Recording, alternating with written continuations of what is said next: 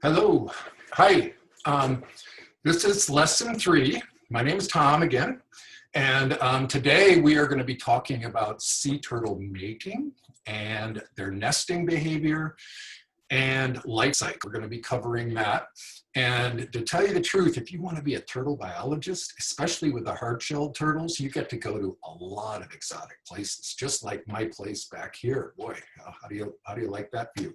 All right, so I think we're going to start, and what I'm going to do is switch over to my PowerPoint. Okay, so here we go. Lesson number 3, and let's start. So, first of all, I want to explain to you something. Where a female nests, that's where she was born. So they go back to the same spot where they're born, and that's 20 years later to reach an adulthood, 25 for a leatherback sea turtle. And here is a map of the Atlantic Ocean. We're up here in the United States, but there's this tiny little island. It's just like a pin dot on a map. And it's called the Adaptations Islands, and they're green sea turtles that use the Adaptations Islands as a nesting area. And what happens is they find that nest where they were born there, and they actually go back to the same nesting area where they're born, which is just incredible. Okay, so usually what happens is they'll hang out here around before they nest, and the males start coming in, and males actually go back to the same nesting breeding areas where they were born as well, and they'll just hang out there for a while. Then there's mating going on, and we'll talk about that, and then the female will go up on the beach and crawl up on the beach, dig her nest, and lay her eggs, which we'll discuss. Okay, let's start. So, mating behavior. Green sea turtles, usually this is what happens. And usually it's synchronized with the moon. There's all this kind of theories and speculations of how they're synchronizing the mating.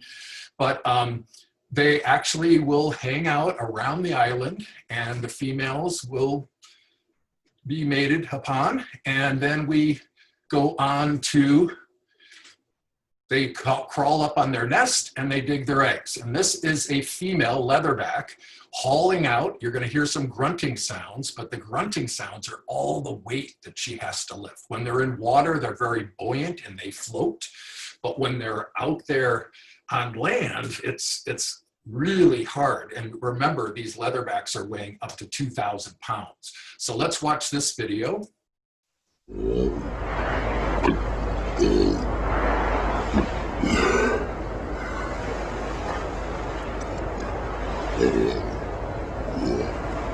So she is hauling out right now, the high tide mark. Now she's on the spot. Nest. Remember, she's leading it where the females need their microphones as well as slippery. Now look at this perfect nest. The person like adding the size, very nice.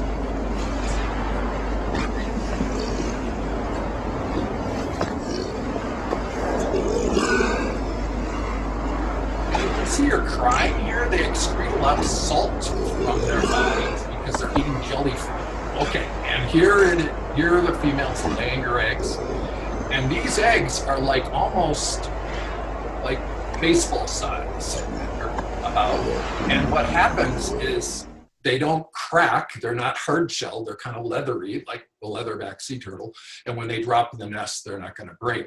But soon, I didn't get to show you this, but as soon as she is laid up to 100 eggs in that one nest, she'll cover it with sand and then go off and then come back and lay more nests. So this is a little hatchling hatching out of an egg. And you can see the nest here. She has to dig it deep enough because there's a magical temperature line right about here. So any eggs that fall in the deeper parts of the nest, it's cooler, and that's where the males hatch out. And any eggs up here in the closer to where the sun is beating down, it's warmer temperatures, that's where the females hatch out. Alligators, crocodiles, other reptiles rely on this method because we need both sexes in the population. We need male and female. So she will lay up to 100 eggs in a nest.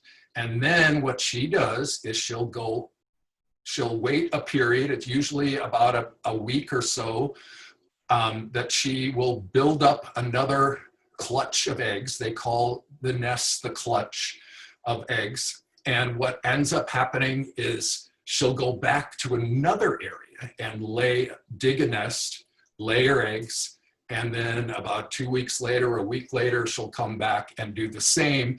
And female leatherbacks, I know for sure, and other turtles will lay up to, let's see, up to 10 nests. So we're talking 100 eggs times 10 is 1,000 eggs that are out there. And we're going to talk about that. Okay, so here is the life cycle, and that female, we're right here with the female, and she digs her nest, lays her eggs, and then she'll go out and dig about 9 more nests there. And as soon as she's finished, boy, she goes back to her feeding ground. She's so exhausted and depleted, so she needs to eat and replenish her energy. 60 days later, these little hatchlings hatch out. And what happens is they never see their mother, and the mother has provided them with all the information that they need to survive. And their instincts are to race to the water's edge. And usually they hatch out at nighttime and they follow the full moon. So that is what they're doing. And then they call this period the lost years right here, because scientists, we don't know really what they're doing out there as little juveniles and post-hatchlings, as we call it. But they're actually hanging out and trying to survive with all the dangers out there, like oil spills and nets that they can get trapped in. But they have to live out their life at least for 25 years for a leatherback, about 20 years for the hard-shelled turtles, and before they reach adulthood. And if they can reach adulthood, then they keep this life cycle going. So that's the importance of the life cycle. Yes, so very important to keep that going. And right now, with our leatherback sea turtles, our state marine reptiles, excuse me, they actually,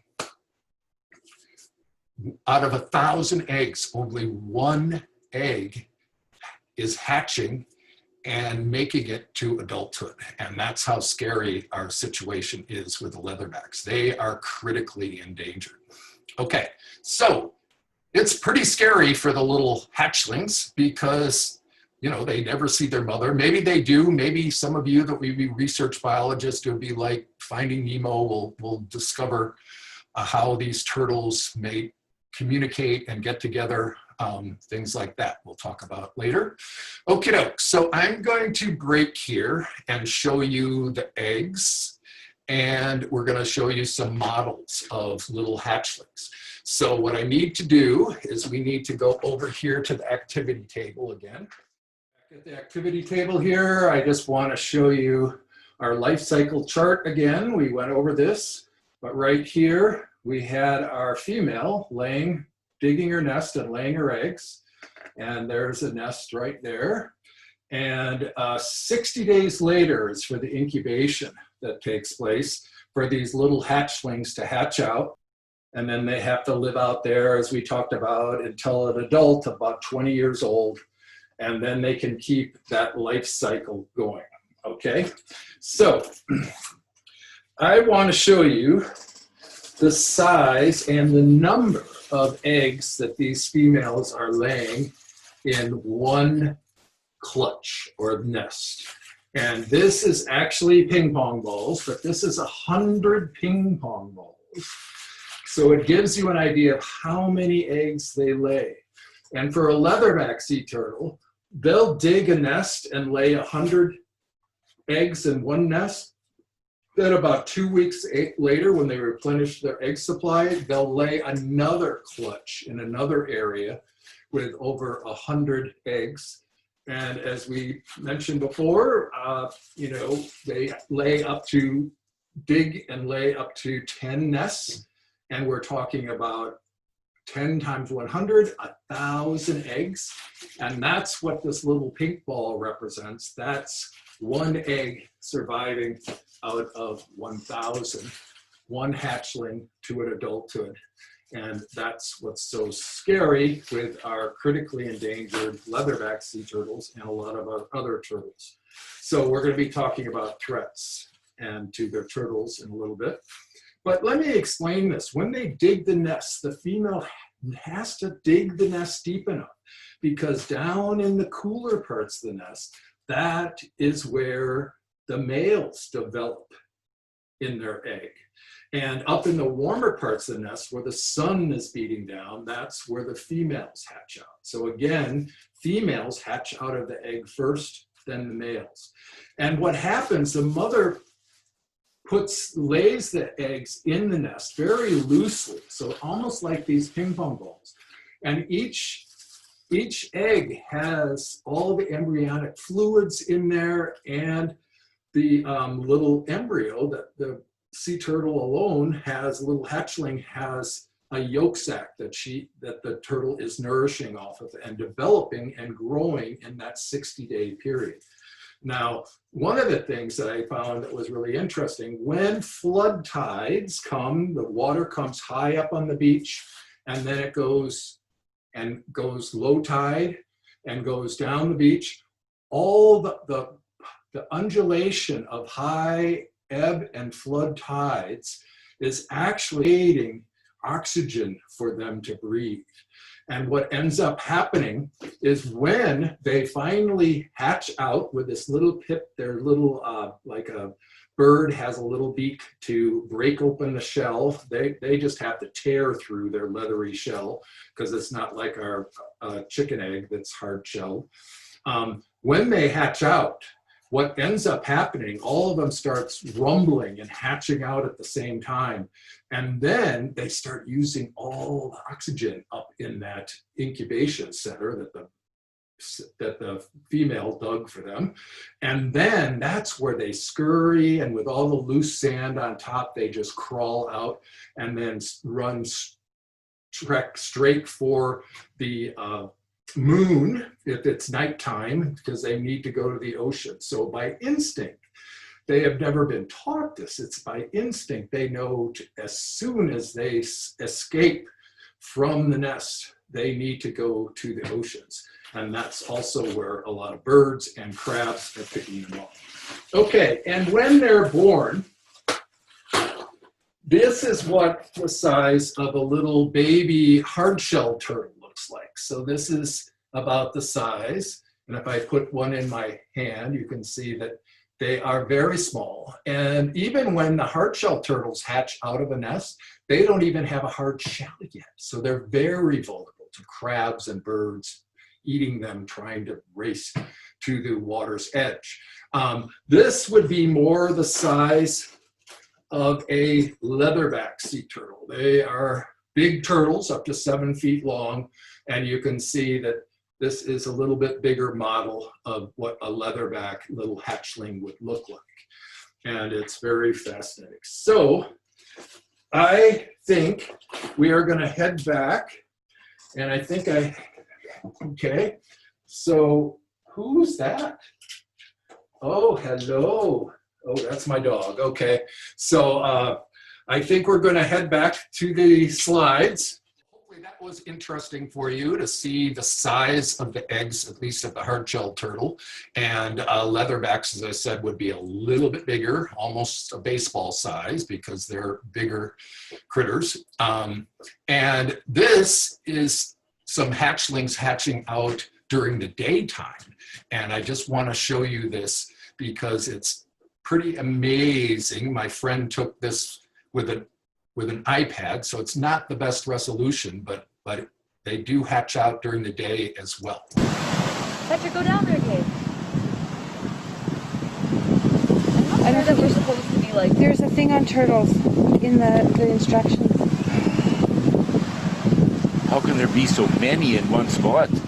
Okay, I had to play that because you can see they marked out the nest, where the nest is, and they've been waiting 60 days to have these little hatchlings hatch out. Well, there are volunteers there that are actually protecting them. As the turtles race to the water's edge, there's a lot of predators, birds and crabs are waiting for them. I think you might have seen Moana, and when she actually rescued a little turtle from all the birds. And think of this, the females, they're out of the nest first. They're way ahead. Males are coming out right now. I'm not sure where this guy is going, way up here, but hopefully he'll make it to the nest and they get out. So this is the amazing lives of sea turtles. And it's just incredible to see this in person.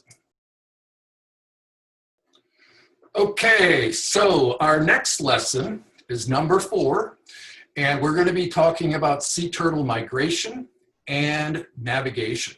So we'll be getting more involved with that. So that's it for now. Hopefully, see you next time.